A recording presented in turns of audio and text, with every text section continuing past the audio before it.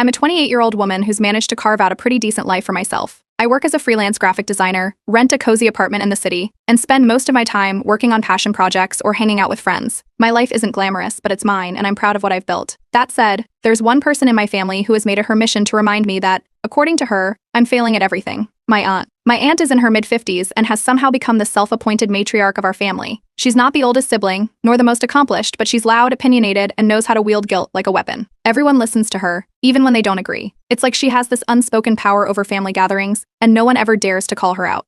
She's married to a man who barely speaks during family events and has 2 grown kids who both moved far away and rarely visit. I've always wondered if their distance is a choice or just a coincidence. Either way, my aunt compensates by meddling in everyone else's lives. If there's a decision to be made, from what color you should paint your living room to where you should send your kids to school, she'll have an opinion. And if you don't take her advice, you'll never hear the end of it.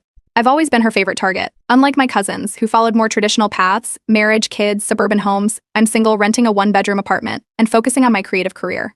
According to her, this makes me irresponsible, immature, and her favorite word, lost. Every family gathering is the same. She'll corner me and start with a passive-aggressive comment, like how cute it is that I'm still playing with art for a living. Then she'll launch into a lecture about how I need to grow up, settle down, and start thinking about my future. At first, I tried defending myself. I'd explain that I love my job, that owning a home isn't a priority for me, and that I'm perfectly happy being single. But nothing I said ever mattered. She'd just double down, saying things like, "You'll understand when you're older," or "I'm only saying this because I care." Over time, I learned to tune her out and let her ramble. It was easier than arguing. But last month, she pushed me too far. We were at a family barbecue, the kind where everyone pretends to enjoy each other's company while secretly hoping the food will run out so they can leave. I was sitting with my younger cousin, talking about a project I'd just finished, when my aunt swooped in. She loudly announced that my hobby wasn't going to pay the bills forever, and that I needed to let her help me figure my life out. She kept going, making a spectacle of herself, until everyone was watching. Then she said it. "Honestly, I could run your life better than you ever could." The silence that followed was deafening. I could feel everyone's eyes on me, waiting for me to blow up or storm off. But instead, I did something I'd never done before. I smiled and said,